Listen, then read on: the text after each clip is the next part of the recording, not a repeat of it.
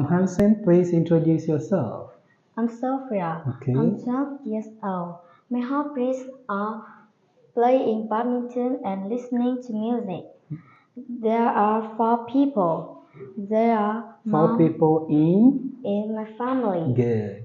There are mom, dad, brother, and me. That's great. Sophia, look at these cities. Which city is this?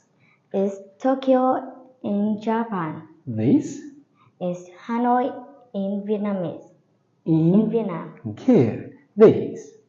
It's London in England. And this? It's New York in America. Okay, which one is your favorite city? I like Hanoi in Vietnam Why? because it's beautiful. Okay, what's Hanoi famous for? Hanoi famous for Hoan Kiem Lake. Okay, what about their food? The food is delicious. Okay, what about the people? The people are friendly and careful. Okay, that's great. Okay, look here, please. Let's talk about your favorite. Where do you live? Where do you live? I live in Tamdiep City. Okay, can you tell me something about Tamdiep City? Tamdiep City in Ninh Bình Province. The people are friendly and careful. Okay, that's great. Let's talk about your favorite sports. What's your favorite sports? I like playing badminton.